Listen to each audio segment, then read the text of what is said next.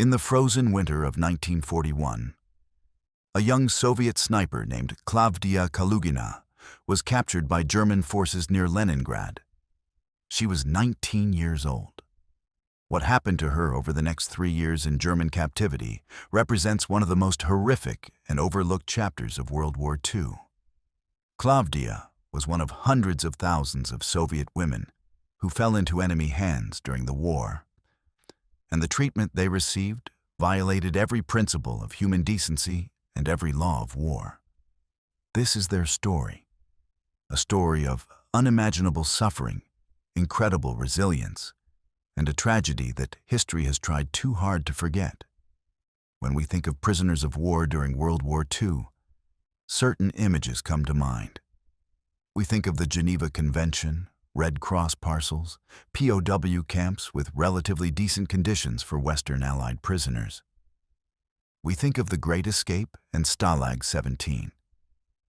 But the reality for Soviet prisoners, especially Soviet women, was something entirely different. It was a deliberate campaign of extermination through starvation, exposure, brutality, and systematic murder. The numbers alone tell part of the story. Of approximately 5.7 million Soviet soldiers captured by the Germans during World War II, roughly 3.3 million died in captivity. That's a death rate of nearly 60%. For Soviet women prisoners, the statistics are even more horrific when we can find them at all. The German treatment of Soviet POWs was fundamentally different from how they treated Western Allied prisoners, and this difference was rooted in Nazi ideology. Hitler and the Nazi leadership viewed Slavic peoples, and especially Russians, as Untermenschen, subhuman. The war against the Soviet Union was not just a military conflict, but a war of annihilation, a racial war designed to destroy the Soviet state and enslave or eliminate its population. Soviet prisoners were not protected by the Geneva Convention in German eyes because the Soviet Union, while a signatory, had not ratified the 1929 version of the convention. The Nazis used this technicality as justification, though in reality, ideology was the driving force.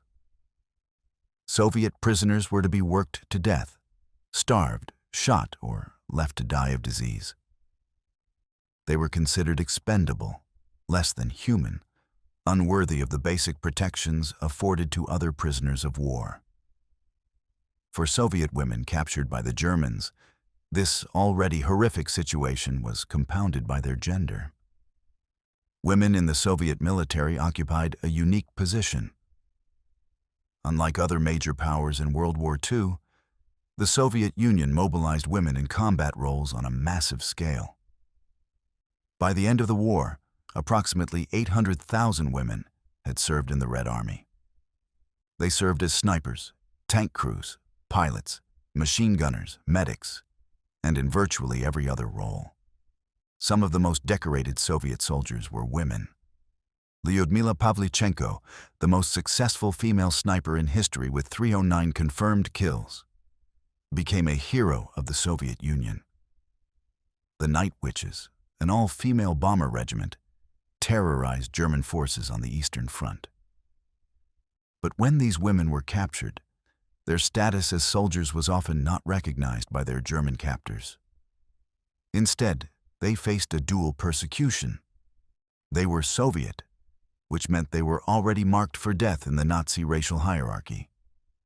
But they were also women who had dared to take up arms, women who had killed German soldiers, women who had stepped outside what Nazi ideology considered the proper role of women. The rage and contempt this inspired in their captors was extraordinary. The capture experience itself was often the first taste of the special horrors that awaited Soviet women. Male Soviet prisoners were frequently shot out of hand or marched away to camps. Women prisoners, especially young women, faced immediate sexual violence.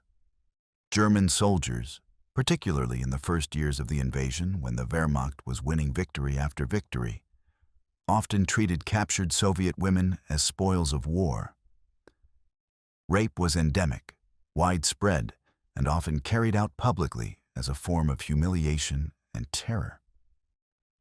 Officers sometimes looked the other way or participated themselves.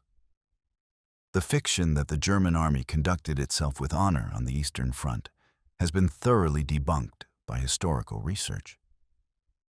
The Wehrmacht was deeply complicit in war crimes, and the treatment of Soviet women prisoners was one of the clearest examples. After the initial capture, women prisoners faced the same death marches and transport conditions as male prisoners, but with additional vulnerabilities.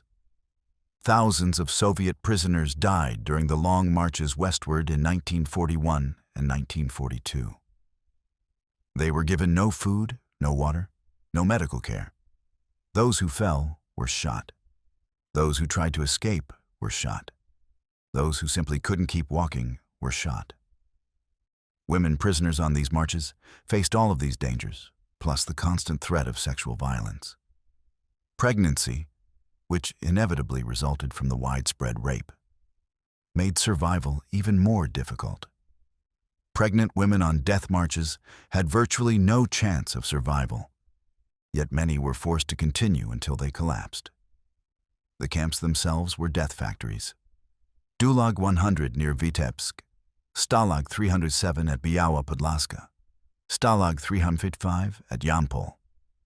These names don't resonate in popular memory like Auschwitz or Treblinka, but they should. These POW camps for Soviet prisoners had mortality rates that rivaled the death camps. In the winter of 1941 to 1942, Soviet prisoners died in staggering numbers. In some camps, the death rate exceeded 100 men per day. The causes were simple and deliberate: starvation, exposure, disease, and execution. Women in these camps faced all of these threats, plus others unique to their situation. First, many camps were not prepared for female prisoners at all. There were no separate facilities, no separate barracks, no consideration for basic needs. Women were often housed with male prisoners in overcrowded barracks where disease spread like wildfire and where sexual violence was constant. When separate women's sections were eventually established in some camps, conditions were often even worse because they received even lower priority for food and medical care. The food situation in Soviet POW camps was a death sentence by design. Daily rations in many camps consisted of watery soup made from rotten vegetables, a few hundred grams of bread that was often mixed with sawdust, and nothing else. No protein, no fat, no vitamins. Prisoners lost weight rapidly. Starvation set in within weeks. The human body begins to consume itself. Muscle tissue disappears, the immune system collapses, wounds don't heal, and diseases that would normally be minor become fatal. Typhus, tuberculosis, dysentery, and pneumonia ravaged the camps. For women, malnutrition had additional effects. Menstruation ceased, which prisoners often viewed as a blessing because it meant one less physical burden. But it was actually a sign of severe starvation. Pregnant women faced impossible odds. They received no additional rations, no medical care, and giving birth in camp conditions was essentially a death sentence for both mother and child. The work regime was another instrument of death. Soviet prisoners were used as slave labor throughout the German war economy. They worked in factories, in mines, in agriculture, in construction. The work was backbreaking, the hours were endless, and the conditions were deadly. Prisoners who couldn't work were useless mouths to feed and were often killed. Women prisoners were worked just as hard as men, performing heavy labor far beyond what their starving bodies could sustain. Those who collapsed were beaten. Those who couldn't rise were shot or left to die. Some of the most horrific accounts come from women who worked in armaments factories. They were forced to produce weapons and ammunition that would be used against their own people. The work involved toxic chemicals, dangerous machinery, and 12 to 16-hour shifts. Safety was non-existent. Accidents were common and often fatal. One survivor recalled watching a woman's arm get caught in machinery and being torn off. The woman bled to death on the factory floor, while the other prisoners were forced to continue working. Her body wasn't removed until the shift ended. Medical care in the camps was virtually non-existent for Soviet prisoners.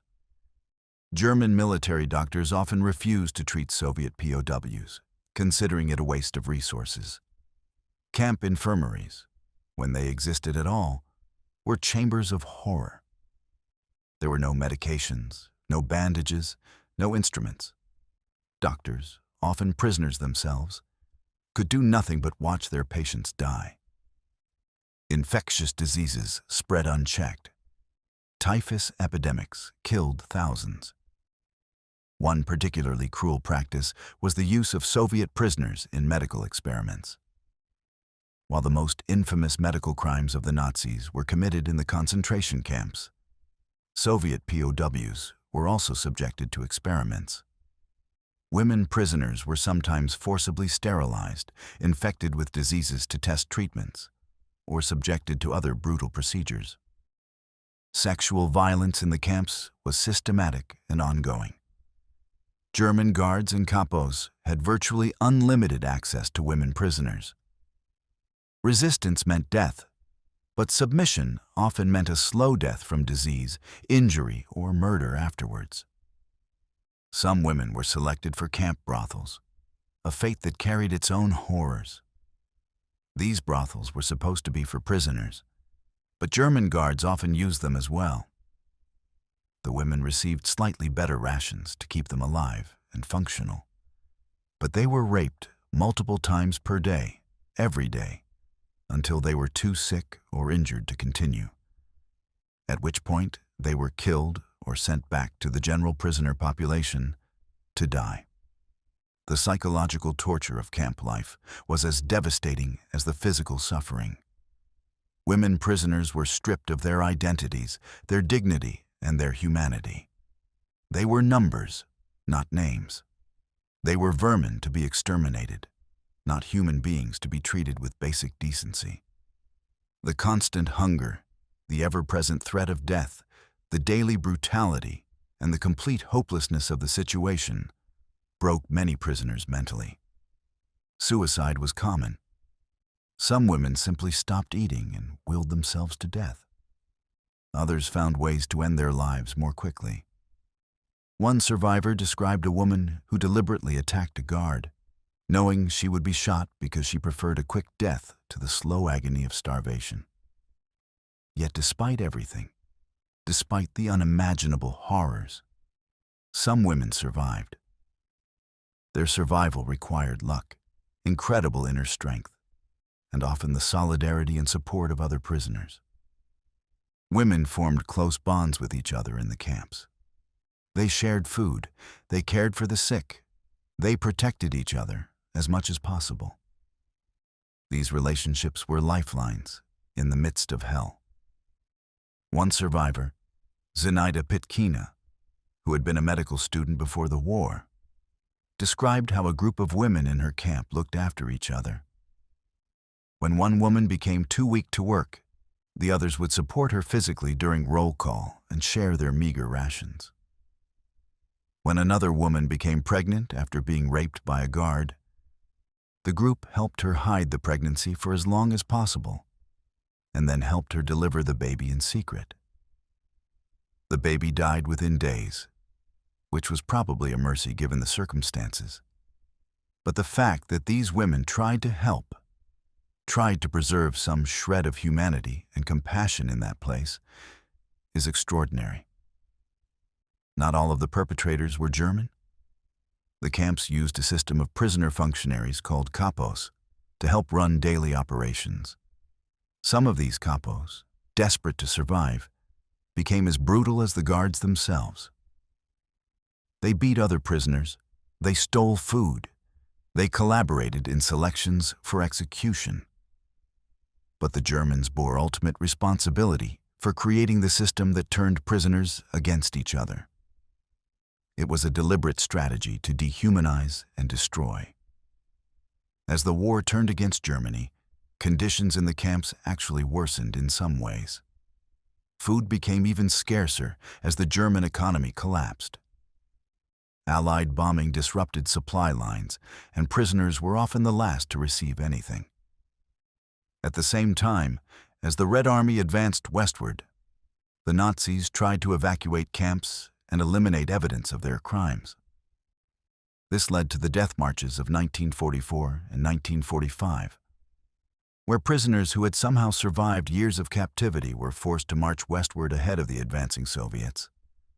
Thousands died on these marches, shot by guards or simply collapsing from exhaustion. Women prisoners, already weakened by years of starvation and abuse, had little chance of survival. Many guards simply shot their prisoners rather than continue evacuating them. Mass graves from this period dot the European landscape. Liberation, when it came, was bittersweet for Soviet women prisoners. First, many died in the final weeks and days of the war, murdered by guards who didn't want to leave witnesses or caught in the chaos of Germany's collapse. Second, liberation by Western Allied forces was not always a happy experience. American and British soldiers were sometimes shocked by what they found in the camps, but they didn't always understand the specific traumas that Soviet women had endured. Third, and perhaps most tragically, liberation by Soviet forces often led to a new nightmare. Stalin and the Soviet leadership had a pathological suspicion of any Soviet citizen who had contact with the West, and this suspicion was particularly intense toward POWs. The Soviet propaganda line was that good Soviet soldiers died rather than surrender. Those who surrendered were considered traitors. POWs who returned to Soviet territory after liberation were treated with suspicion and hostility. For women, this suspicion often took a particularly cruel form. Women who had been captured were often accused of having voluntarily surrendered, of having collaborated with the enemy, or of having had sexual relations with Germans. In Soviet society at the time, a woman who had been raped was often viewed as damaged goods, dishonored, and somehow complicit in her own violation. This attitude was not unique to the Soviet Union. Victim blaming in cases of sexual violence was unfortunately common in many societies. But in the Soviet context, it was combined with a political suspicion directed at all POWs. Women returning from German captivity faced interrogation that focused on their sexual experiences. Were you raped? How many times? Did you resist? Did you try to escape? The implication was always that if you survived, you must have collaborated somehow. The psychological damage of this treatment, coming on top of years of trauma, was devastating. Many women survivors chose to hide their experiences entirely. They told no one what had happened to them in German captivity. They invented cover stories, claiming to have been in other parts of the Soviet Union during the war or making up elaborate lies to avoid admitting they had been prisoners. The shame and stigma were too great. As a result, for decades after the war, the experiences of Soviet women POWs were largely hidden. Soviet official histories didn't discuss them. Western historians often overlooked them. The women themselves, when they survived, often took their stories to the grave. It wasn't until the 1990s, after the collapse of the Soviet Union, that historians began to seriously investigate what had happened to Soviet women in German captivity. Archives opened, survivors felt free to speak, and researchers started to piece together the full horror of what had occurred. The numbers are still debated, but it's estimated that between 500,000 and 800,000 Soviet women served in combat roles or with the military during World War II. Of these, tens of thousands were captured. The exact number is unknown because records were incomplete and because the Germans often didn't categorize women prisoners separately. What we know is that the death rate was catastrophically high, likely exceeding 80%. Most Soviet women captured by the Germans did not survive. The few survivors who have shared their stories describe experiences almost beyond comprehension. Yevgenia Rudneva was a navigator in the Night Witches Bomber Regiment. She was captured in 1944 when her plane was shot down over Poland. She survived 6 months in a POW camp before liberation. She described the camp as hell on earth. The hunger was so intense that prisoners fought over scraps of rotten food. She saw women die every day. She saw guards shoot prisoners for sport. She witnessed rapes and beatings. She survived only because she was liberated before her body gave out completely. After the war, she was interrogated by Soviet authorities for weeks and treated with suspicion for years. She never fully recovered from her experiences and died relatively young. Nina Ivanova was a medical officer captured during the battle for Stalingrad. She spent 3 years in various camps and labor details. She was forced to work in a munitions factory where chemical exposure damaged her lungs permanently. She was raped repeatedly. She saw friends die of starvation and disease. She attempted suicide twice, but survived both attempts.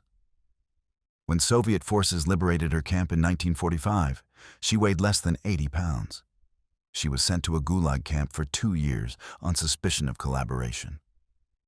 Released in 1947, she spent the rest of her life in poverty and poor health. She didn't speak about her experiences until the 1990s, nearly 50 years later. These are just 2 stories among thousands. Each one represents an individual tragedy, an individual life destroyed by the cruelty and inhumanity of war. But they also represent a broader historical injustice. The suffering of Soviet women POWs has been largely forgotten or ignored. It doesn't fit into comfortable narratives about World War II. It complicates the story of the Eastern Front. It forces us to confront uncomfortable truths about the brutality of the war and about the failures of both Nazi Germany and the Soviet Union to protect these women. The historical legacy of Soviet women POWs is complex. In recent decades, there has been increased recognition of their experiences. Historians have published studies, documentaries have been made, and memorials have been erected. In Russia and other former Soviet republics, there is growing awareness of what these women endured. But full recognition is still lacking.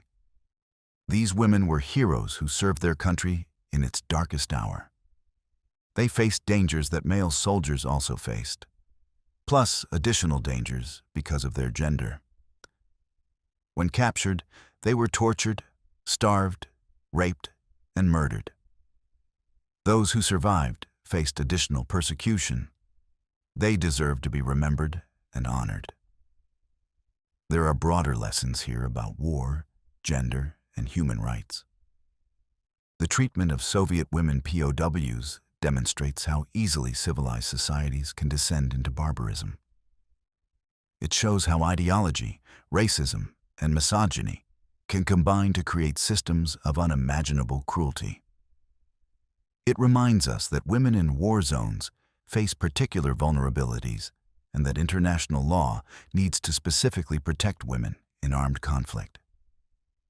The 1949 Geneva Conventions, adopted after World War II, included stronger protections for POWs and specifically mentioned the protection of women. These protections were a direct response to the horrors of World War II, including what happened to Soviet women prisoners. The story of Soviet women POWs also tells us something important about resilience and the human spirit. These women endured conditions that should have broken anyone.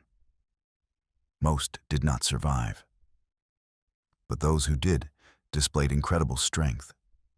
They found ways to support each other, to maintain their humanity, to resist in small ways even when large resistance was impossible. After liberation, despite facing suspicion and persecution, many built new lives. They raised families, pursued careers, contributed to their communities. They carried scars, physical and psychological, for the rest of their lives. But they survived.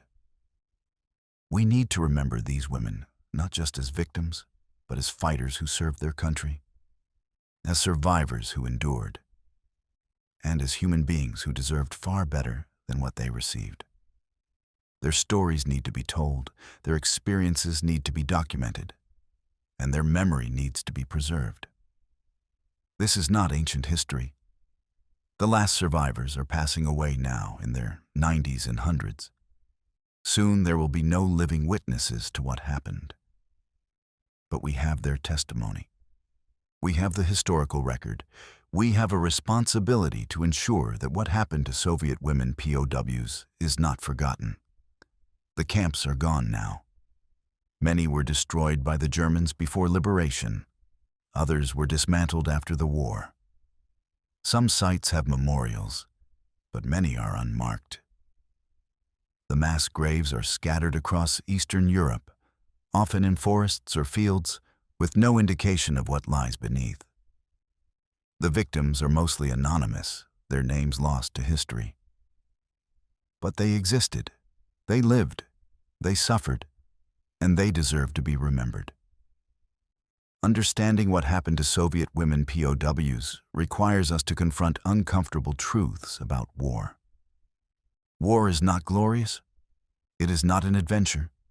It is brutal, cruel, and dehumanizing.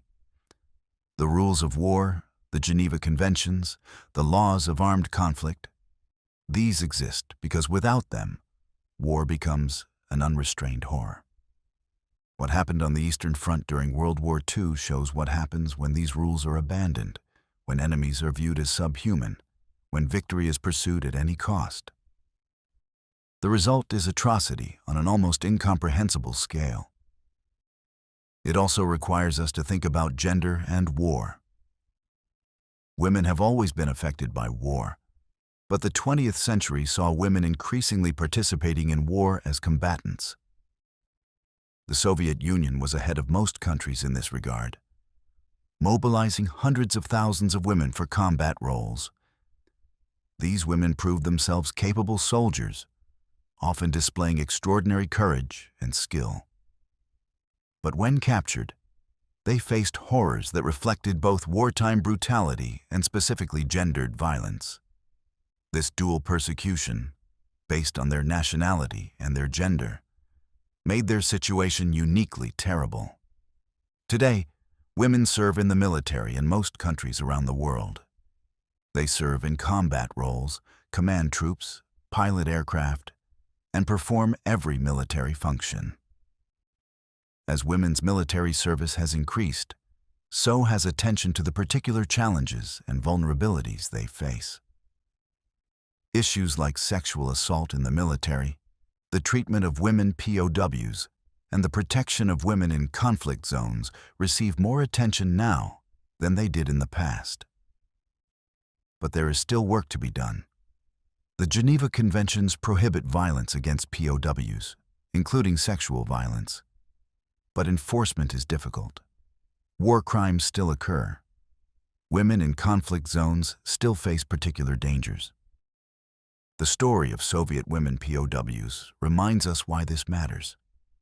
It reminds us that rules of war are not abstract legal concepts, but protections for real human beings. When those rules are violated, real people suffer and die in terrible ways. It reminds us that we must remain vigilant against ideologies that dehumanize others, whether based on nationality, ethnicity, religion, or gender. And it reminds us that even in the darkest circumstances, human beings can display remarkable courage, compassion, and resilience. As we conclude this examination of one of World War II's most horrific chapters, we must ask ourselves what we owe to these women. We owe them memory. We owe them recognition of what they endured. We owe them an honest accounting of the failures that allowed such horrors to occur. and we owe them a commitment to ensuring that such atrocities never happen again. This requires vigilance, education, and a willingness to confront difficult truths about history. The women who survived German captivity carried their trauma for the rest of their lives. Many never fully recovered physically from the starvation and abuse. Psychologically, the scars were even deeper. Nightmares, anxiety, depression, and post-traumatic stress were common, though these terms weren't used at the time. In the Soviet Union, there was little understanding of psychological trauma and no real support for survivors. These women were expected to simply move on, to be grateful they had survived, to contribute to rebuilding the country. The personal cost of what they had endured was largely ignored. The children and grandchildren of survivors often didn't know the full story of what their mothers and grandmothers had experienced. The silence around these experiences was so complete that family members often learned the truth only decades later, if at all. This silence was protective in some ways, shielding the next generation from traumatic knowledge. But it also meant that the experiences of these women were not validated or honored. Their suffering was invisible, unacknowledged, unremembered. Breaking that silence has been important work for historians and advocates. Documenting survivor testimony, researching archival records, and creating public awareness have helped bring this history into the light. Organizations dedicated to Holocaust and World War II remembrance have increasingly included information about Soviet POWs in their educational programs. Museums in Russia, Germany, Poland, and other countries have created exhibits about the Eastern Front that don't shy away from the brutal realities. These efforts are crucial for ensuring that this history is not lost. But documentation and education are not enough. We must also think about the contemporary implications. The treatment of prisoners of war, the protection of women in armed conflict, the prosecution of war crimes, and the support for survivors of wartime sexual violence are all current issues. Conflicts around the world continue to produce atrocities. Women continue to be targeted for sexual violence as a weapon of war. POWs continue to be abused and murdered. The international community has created institutions like the International Criminal Court to prosecute these crimes, but enforcement remains challenging. The Geneva Conventions are only as strong as the commitment of nations to uphold them. When powerful countries violate the rules of war with impunity, the entire system is weakened. When sexual violence in conflict is treated as inevitable or unimportant rather than as a war crime, survivors are denied justice. When the experiences of women in war are marginalized or forgotten, we fail to learn crucial lessons from history. These are not abstract concerns.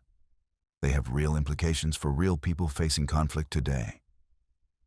The story of Soviet women POWs also speaks to larger questions about justice and accountability. The perpetrators of the crimes against these women were rarely held accountable.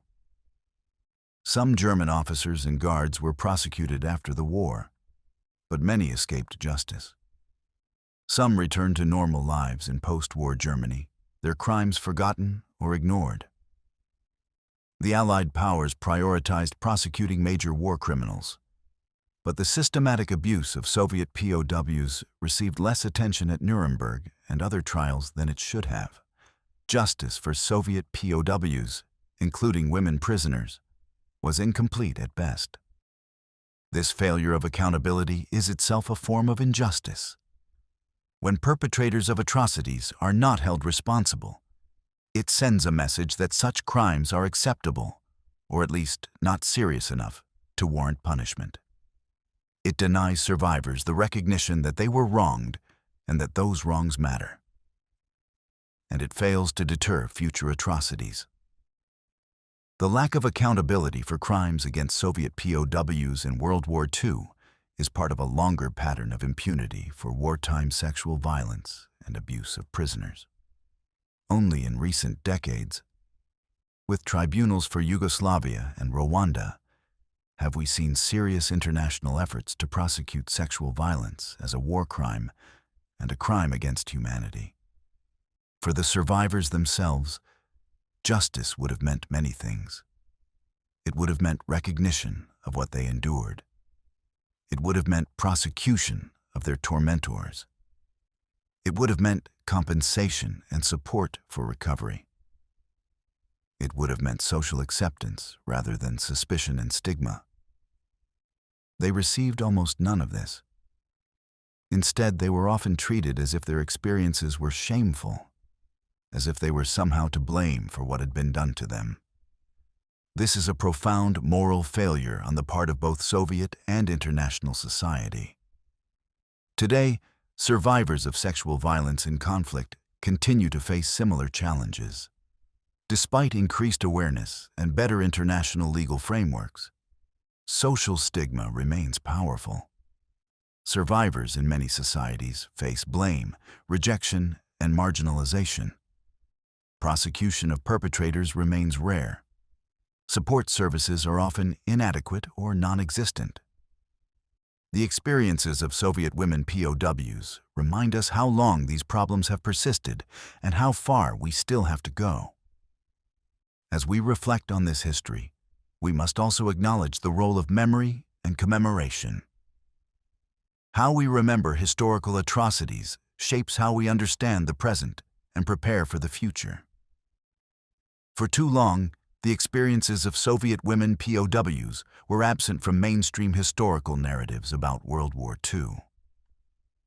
This absence was not accidental. It reflected broader patterns of whose stories are considered important, whose suffering is acknowledged, and whose experiences are preserved. Women's experiences in war have historically been marginalized. Soviet experiences have sometimes been overlooked in Western historical narratives. Bringing these stories to light is an act of historical justice. Memorials and monuments play an important role in this process. In recent years, several memorials have been erected to honor Soviet women who served in World War II and those who were prisoners of war. These memorials serve multiple functions. They honor the dead. They educate the public. They provide a physical space for reflection and remembrance. They make visible what was previously hidden. Each memorial is a statement that these women mattered, that what happened to them was wrong, and that we will not forget. But physical memorials are not enough. We also need living memory, passed from generation to generation through education and storytelling. This is why survivor testimony is so valuable, and why documenting these experiences is so important. Every survivor who shared her story, despite the pain of remembering, despite the social costs, has contributed to preserving this history. Their courage in speaking out, often decades after the events, is remarkable. They ensured that the truth would be known. The academic study of Soviet women POWs has grown significantly in recent decades. Historians have produced detailed studies based on archival research, survivor testimony, and careful analysis. These works have transformed our understanding of the Eastern Front and of women's experiences in World War II. They have shown that women were not just victims of war, but active participants who displayed remarkable courage both on the battlefield and in captivity. They have documented the specific horrors that women faced and the systematic nature of the abuse. And they have challenged comfortable narratives about World War II that overlooked these experiences. This scholarship is ongoing. There are still archives to explore, still survivors to interview while they are still alive, still questions to answer. How many women were captured? What were the survival rates in different camps? How did the treatment of women vary by location and time? What happened to children born in the camps? How did survivors cope after liberation? What was the long-term impact on their lives? These questions require continued research and attention. But beyond the academic work, this history needs to reach a broader audience. It needs to be taught in schools, included in documentaries and films, and made part of public consciousness. People need to know what happened to Soviet women POWs. This knowledge is important not just for historical accuracy, but for understanding the full cost of war, the dangers of dehumanizing ideologies, and the particular vulnerabilities that women face in conflict. It's important for honoring the memory of those who suffered and died. And it's important for ensuring that we learn from history rather than repeating it. The parallels to contemporary situations are sobering. Sexual violence as a weapon of war continues in conflicts around the world. Prisoners continue to be abused. Women combatants continue to face particular risks when captured. The international community continues to struggle with how to prevent these atrocities and how to respond when they occur. The Geneva Conventions and other legal frameworks provide a foundation, but enforcement requires political will. Justice for survivors requires functioning institutions and social attitudes that support rather than blame victims. Prevention requires education, accountability, and cultural change. In thinking about what we can do to honor the memory of Soviet women POWs and to prevent similar atrocities in the future, several things stand out. First, we must continue to document and share their stories. Every person who learns about this history becomes a bearer of memory. Every retelling ensures that these women are not forgotten. Second, we must support survivor-centered approaches to justice and healing. This means listening to survivors, believing them, and prioritizing their needs. It means prosecuting perpetrators and ensuring that justice is served. It means providing mental health support, medical care, and social services. Third, we must challenge attitudes and ideologies that dehumanize others or that excuse violence against women. This requires education, advocacy, and cultural change. Fourth, we must strengthen international institutions and legal frameworks that protect POWs and that prosecute war crimes. And fifth, we must remain vigilant against any attempt to repeat the horrors of the past. The story of Soviet women POWs is ultimately a story about human cruelty and human resilience. It shows how far people can fall when they embrace ideologies of hate and how much suffering human beings can endure and survive. It reminds us that every casualty statistic represents an individual human being with a name, a story, a life. The 3.3 million Soviet POWs who died in German captivity were not just numbers. They were people. They had families, hopes, dreams. They suffered terribly before they died. We owe it to them to remember. For the women among those prisoners, the suffering was compounded by gender-based violence and by social attitudes that blamed victims rather than perpetrators. Their experiences deserve special attention and recognition. They were soldiers who served their country with courage. They were prisoners who endured unimaginable horrors. They were survivors who rebuilt their lives despite trauma and stigma. And they were human beings who deserved better than what they received.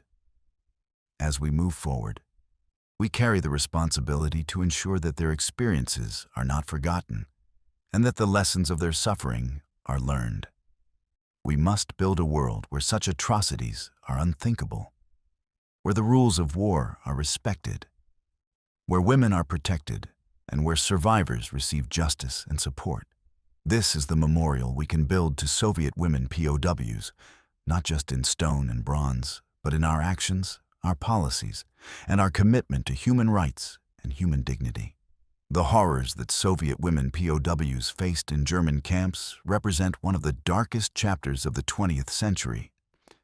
But their courage, resilience, and the support they showed each other, even in the depths of hell, represent some of humanity's brightest moments. We remember both the horror and the heroism. We honor both the dead and the survivors, and we commit ourselves to ensuring that such atrocities never happen again. The voices of the survivors, though few remain, continue to echo across the decades. They tell us what happened. They bear witness to crimes that must not be forgotten. They remind us of the human cost of war and of the particular vulnerabilities of women in conflict.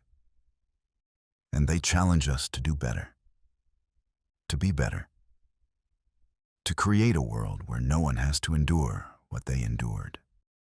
The systematic nature of the German treatment of Soviet women POWs cannot be overstated. This was not random violence or the unfortunate byproduct of war. It was deliberate policy, rooted in Nazi racial ideology and executed with bureaucratic precision. Documents recovered from German archives after the war show explicit orders regarding the treatment of Soviet prisoners. The infamous Commissar Order of June 1941 mandated the immediate execution of Red Army political officers. The Severity Order authorized extreme measures against partisan resistance, broadly defined to include almost any form of Soviet opposition. These orders created a framework in which brutality against Soviet prisoners was not just permitted, but encouraged. For women specifically, additional orders and informal policies shaped their treatment. While not always written down explicitly, evidence from war crimes trials and survivor testimony reveals consistent patterns across different camps and regions. Women who were identified as Communist Party members or political officers faced immediate execution. Women who were suspected of partisan activity were tortured for information and then killed. Women who had visible combat roles, like pilots or tank crew members, were often singled out for especially brutal treatment. The rage that German captors felt toward women who had killed German soldiers was palpable and resulted in horrific acts of revenge.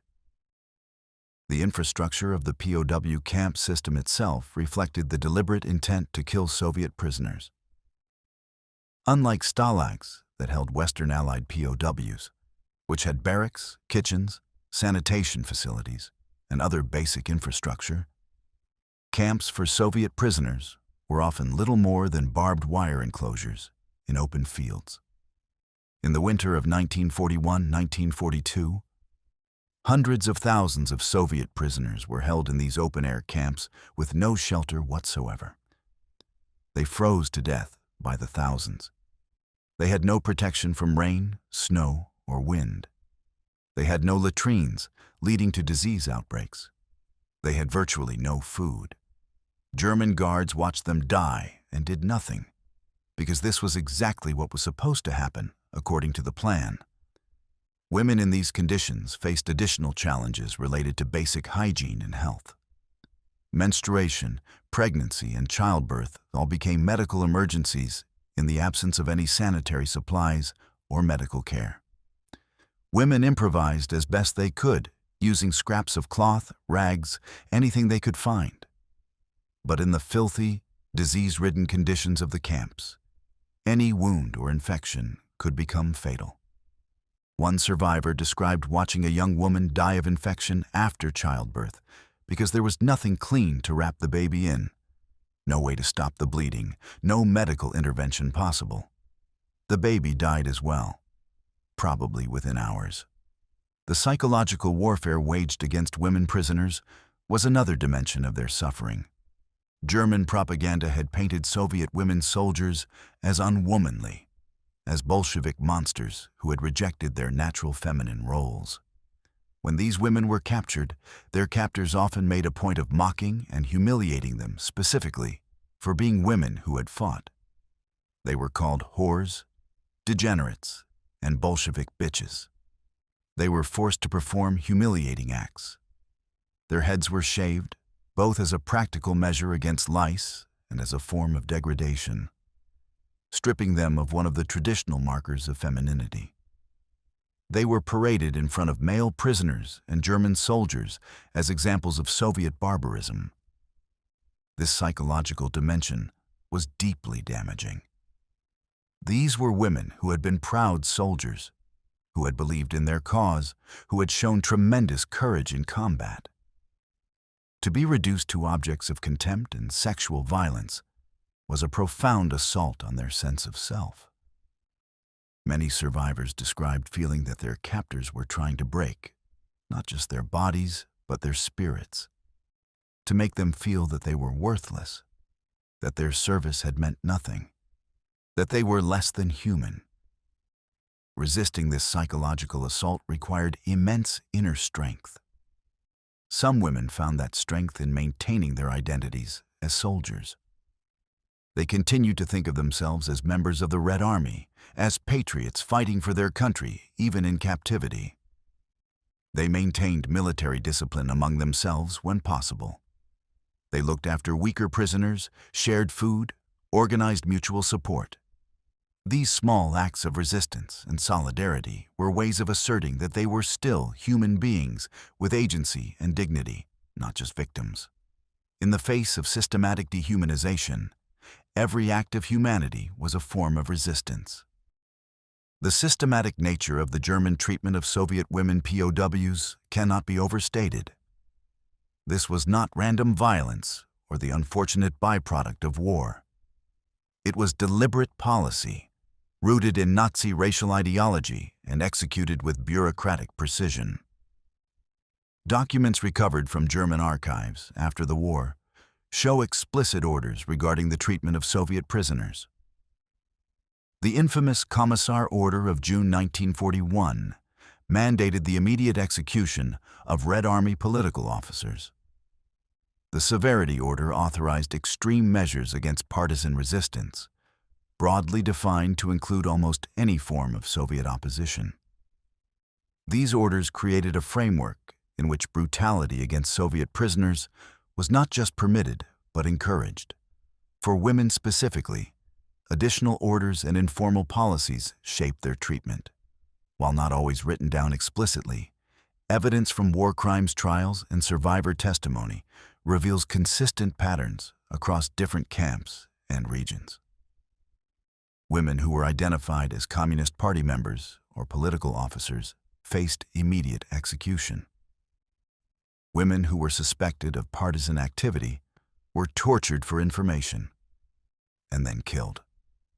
Women who had visible combat roles, like pilots or tank crew members, were often singled out for especially brutal treatment. The rage that German captors felt toward women who had killed German soldiers was palpable and resulted in horrific acts of revenge. The infrastructure of the POW camp system itself reflected the deliberate intent to kill Soviet prisoners. Unlike stalags that held Western Allied POWs, which had barracks, kitchens, sanitation facilities, and other basic infrastructure, camps for Soviet prisoners were often little more than barbed wire enclosures in open fields. In the winter of 1941-1942, hundreds of thousands of Soviet prisoners were held in these open-air camps with no shelter whatsoever. They froze to death by the thousands. They had no protection from rain, snow, or wind. They had no latrines, leading to disease outbreaks. They had virtually no food.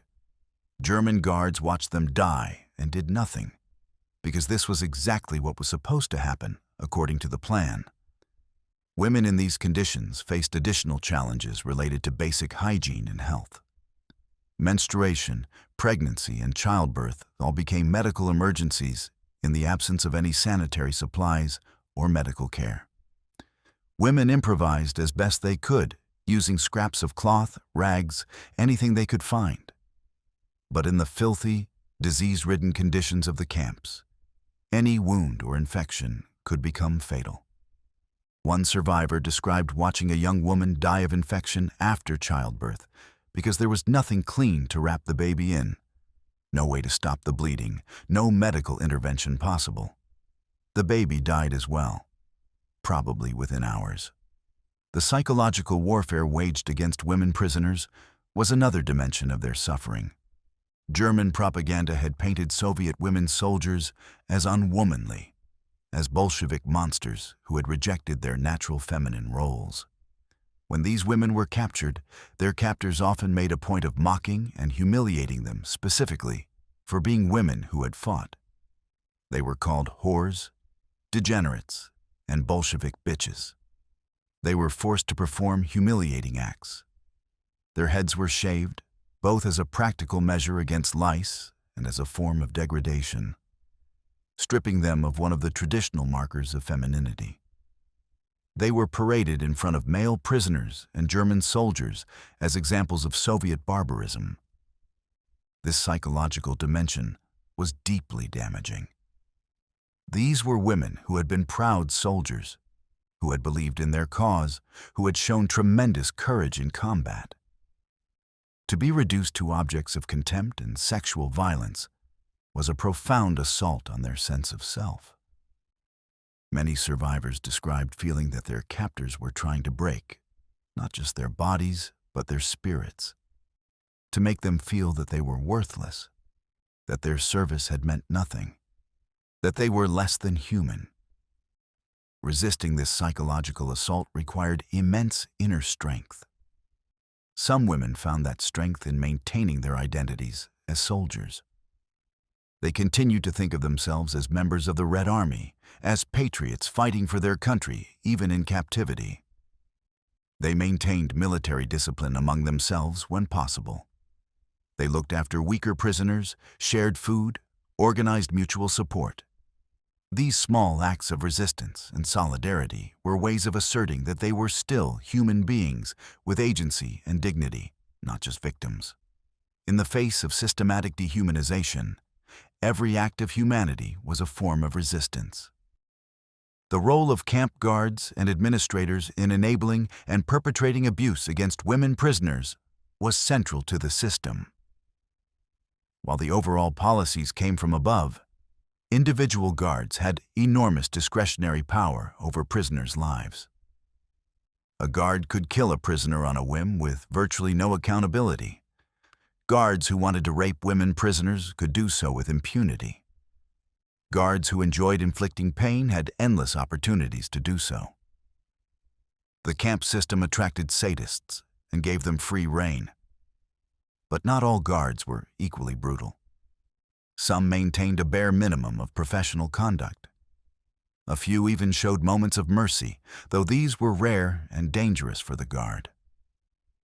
One survivor recalled a young German guard who secretly gave her a piece of bread. Another remembered a guard who looked the other way when prisoners were stealing food. These tiny acts of humanity were exceptions that proved the rule. The overwhelming majority of guards treated Soviet women prisoners with contempt and cruelty. The economic exploitation of prisoner labor was another critical aspect of the camp system. Soviet prisoners were valuable to the German war economy as slave labor. They worked in arms factories, chemical plants, mines, farms, and construction sites throughout German-occupied territory. This created a tension in the system. On one hand, Nazi ideology demanded the extermination of Soviet prisoners. On the other hand, economic necessity required their labor. The resolution of this tension was a policy of extermination through labor. Prisoners would be worked literally to death, squeezed for every bit of productivity before they expired. Women prisoners were subjected to this same calculus. They were assigned to heavy labor that their starving bodies could not sustain. They worked 12, 14, 16-hour shifts. They were beaten if they slowed down. They were given starvation rations that provided nowhere near the calories needed for the work demanded. The result was predictable. Workers collapsed. They developed injuries and illnesses. They died. And they were replaced with new prisoners in an endless cycle of death. Some of the industrial sites where women prisoners worked have become known through post-war investigation and testimony. The IG Farben chemical complex at Auschwitz, which is more famous for its role in the Holocaust, also used Soviet POW labor. The Krupp arms factories employed thousands of Soviet prisoners. Coal mines in Silesia worked prisoners to death in appalling conditions underground. Everywhere German industry operated during the war, it was supported by slave labor, and Soviet prisoners formed a large portion of that labor force. The testimonies of women who worked in these facilities describe conditions that were almost unimaginable. In munitions factories, they handled toxic chemicals without any protective equipment. Their hands became raw and burned. They inhaled fumes that damaged their lungs. In mines, they worked in darkness, in cold, in danger of collapse or explosion. On farms, they labored in all weather with inadequate clothing and tools. And everywhere, they were underfed, overworked, and brutalized. The intersection of labor exploitation and sexual exploitation was particularly nightmarish for women prisoners. Women who worked in or near German facilities were accessible to civilian workers and military personnel who wanted to rape them. Women who were housed in barracks near male workers faced constant danger. The German authorities did little or nothing to protect women prisoners from sexual violence by German civilians. In fact, there's evidence that some factory managers and farm owners actively facilitated sexual access to women prisoners as a perk for German workers. This created an impossible situation for women prisoners. They needed to work to avoid being killed as unable to labor.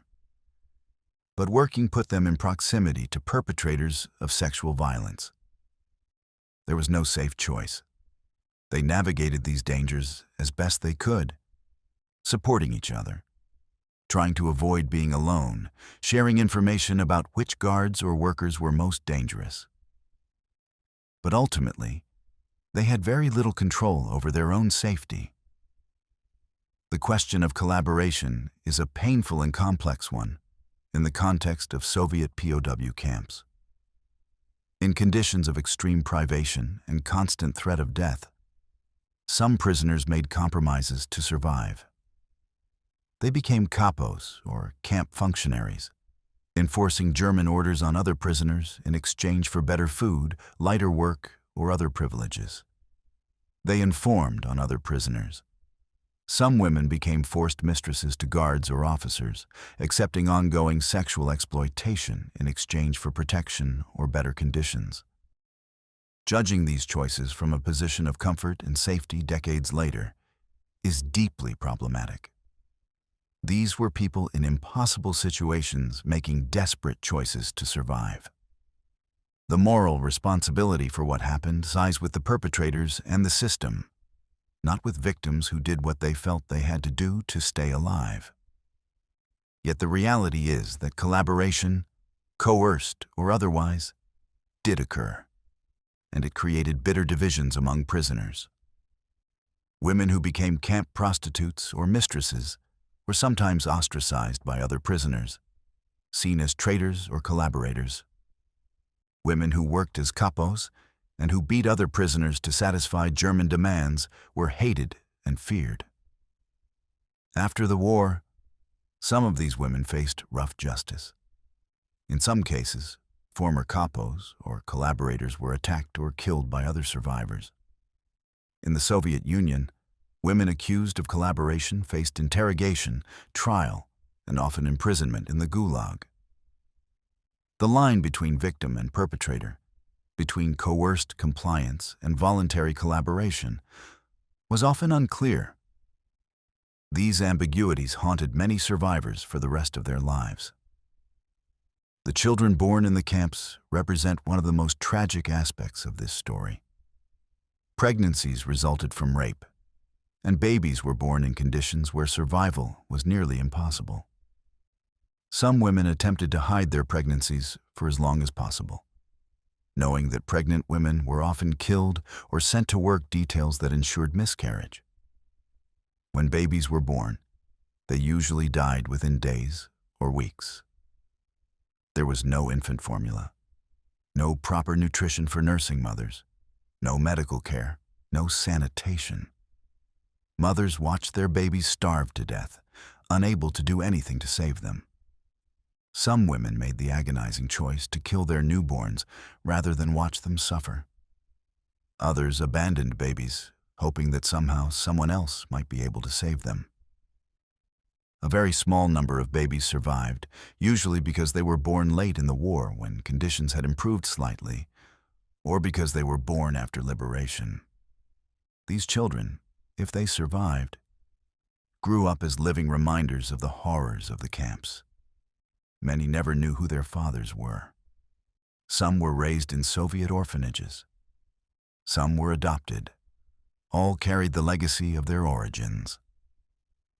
The question of what happened to babies and young children in the POW camps is not fully answered by historical research. We know that Soviet women sometimes had their children with them when captured, particularly in the chaotic retreats of 1941 and 1942. We know that children were present in some camps. We know that the mortality rate for children was catastrophically high. But specific numbers, specific camps, specific fates, much of this information is lost or was never recorded. The children who died in POW camps are among the most invisible victims of the war. As the war turned against Germany in 1943 and 1944, conditions in some camps began to change in response to labor shortages. The German war economy was desperate for workers, and even Soviet prisoners, previously written off as expendable, became more valuable. Some camps saw slight improvements in food rations and medical care, not out of humanitarian concern, but out of economic necessity. The goal was to keep prisoners alive and working longer. For some women prisoners, this shift meant the difference between life and death. They survived the worst years and then benefited from these marginal improvements just enough to make it to liberation. But for many others, the late war period brought new horrors. As Allied bombing intensified, prisoners working in German industries faced danger from air raids. They were given no access to bomb shelters and often were killed in strikes on factories and rail yards. As the Red Army advanced from the east and the Western Allies from the west, the German authorities began evacuating camps to prevent prisoners from being liberated. These evacuations, known as death marches, killed thousands of prisoners who had survived years in the camps. The death marches of 1944 and 1945 were characterized by chaos, brutality, and mass killing.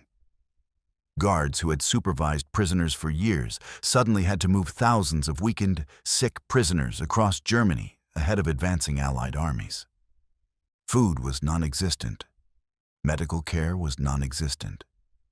Prisoners marched until they collapsed, and those who couldn't continue were shot. Some guards, realizing the war was lost and fearing prosecution, murdered their prisoners to eliminate witnesses. Other guards simply abandoned their posts, leaving prisoners to fend for themselves. Women on these death marches faced all the usual dangers, plus sexual violence from guards, from German civilians they encountered, and sometimes from other prisoners.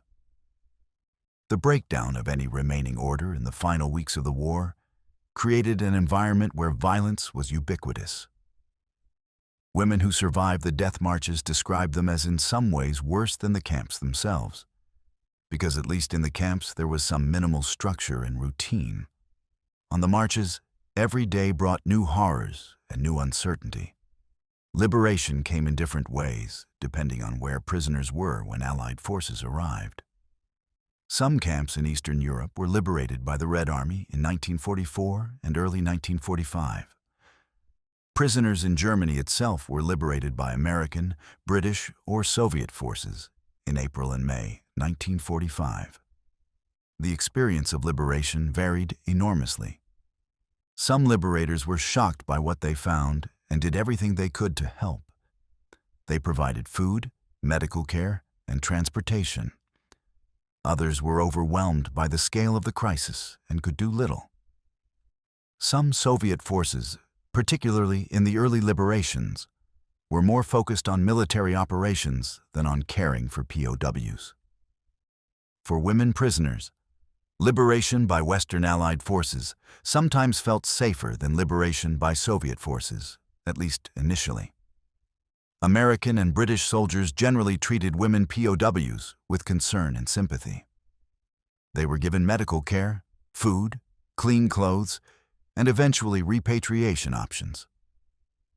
But the Soviet Union demanded that all Soviet citizens be returned immediately, and Western allies complied. This meant that even women who might have preferred to remain in the West, fearing what awaited them in the Soviet Union, were forcibly repatriated. The forced repatriation of Soviet POWs by Western allies in 1945 and 1946 remains controversial. Under the terms of the Yalta Agreement, all Soviet citizens were to be returned to Soviet control. Allied forces, including American and British troops, used force when necessary to ensure compliance.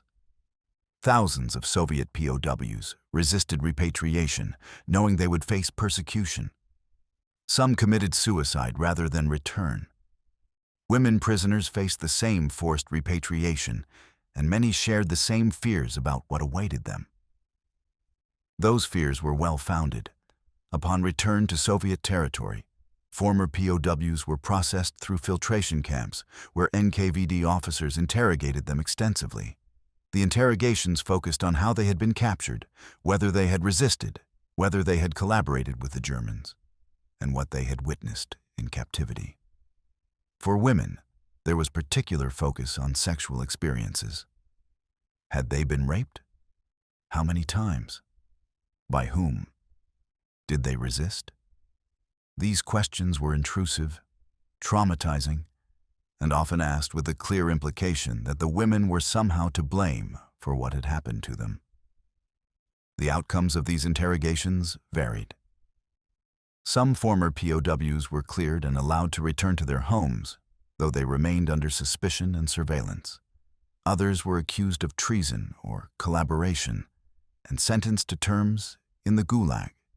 The criteria for who was imprisoned and who was released were often arbitrary. One woman might be sent to the Gulag for being captured after her unit was surrounded, while another, who had been captured in similar circumstances, was released. One woman might be imprisoned for admitting she had worked in a German factory, while another who had done the same work was not. For many women, the interrogation and suspicion continued even after they were released. They faced difficulties finding work because of the stigma of having been a POW. They had trouble finding housing. Some were expelled from the Communist Party. Their military service and any awards they had received were often not recognized. They were treated as tainted, as suspect, as something less than full citizens. The psychological impact of this rejection by their own country, after everything they had endured for that country, was devastating. The generational impact of these experiences extended far beyond the survivors themselves. Children and grandchildren of women who had been POWs inherited trauma even when they didn't know the full story. They grew up with mothers and grandmothers who suffered from nightmares, anxiety, depression, and physical disabilities. They sensed the secrets and the silence. They felt the weight of unspoken pain. In some cases, the trauma was passed down through family patterns of mistrust, hypervigilance, or difficulty with intimacy and connection. In recent decades, as the Soviet archives have opened and as social attitudes have changed, there has been more openness about discussing these experiences. The fall of the Soviet Union in 1991 removed many of the political constraints that had prevented honest discussion of Soviet POWs. Historians gained access to previously classified documents. Survivors felt freer to speak. Families began to investigate what had really happened to their relatives during the war. This process of historical recovery has been painful but important. The Russian government and other post-Soviet governments have taken steps to rehabilitate the reputation of POWs. In the 1990s and 2000s, laws were passed officially recognizing that former POWs were not traitors and acknowledging the injustice of how they had been treated after the war. Memorials have been erected. Educational programs have been developed. But full social acknowledgement and understanding remain incomplete. There is still stigma, still reluctance to fully confront this history, still gaps in public knowledge. The international community has also engaged with this history in various ways. The Holocaust education movement has expanded to include more attention to Nazi crimes against other groups, including Soviet POWs. Museums and memorials in Germany, Poland, and other countries have created exhibits about the POW camps and the treatment of Soviet prisoners. Academic conferences have been held. Books have been published. Documentary films have been made. These efforts have increased awareness, but the story of Soviet women POWs specifically remains less well known than it should be. One of the challenges in remembering and honoring Soviet women POWs is the sheer scale of the losses and the anonymity of many victims. We have names and stories for some survivors and some who died. But hundreds of thousands of women passed through German captivity, and for most of them, we have no names, no photographs, no individual stories. They are statistics in archives, mass graves in forests, entries in camp registries that recorded only numbers. Giving dignity to these anonymous dead is a challenge that historians, memorial builders, and descendants continue to grapple with. This is not just a historical story. It's a call to action. It's a reminder that history's lessons are only valuable if we learn from them and apply them to the present. It's a challenge to confront difficult truths about the past and to work toward a more just future. And it's a tribute to the hundreds of thousands of Soviet women who suffered and died in German camps, whose names we mostly don't know, but whose memory we must preserve. Their story is now part of our collective memory, part of our understanding of World War II, and part of our knowledge of what human beings are capable of, both terrible and inspiring. We carry that knowledge forward, honoring their memory by telling their stories, learning their lessons, and working to ensure that the horrors they faced are never repeated. If you found this deep dive into history meaningful, make sure to follow Boots on the Ground for more untold stories from the front lines of history. We bring you the real experiences, the forgotten heroes, and the hard truths that don't make it into the textbooks. Hit that follow button and join us as we uncover the stories that deserve to be remembered. Because history isn't just dates and battles. It's people, courage, tragedy, and truth. Follow Boots on the Ground, and let's keep these stories alive together.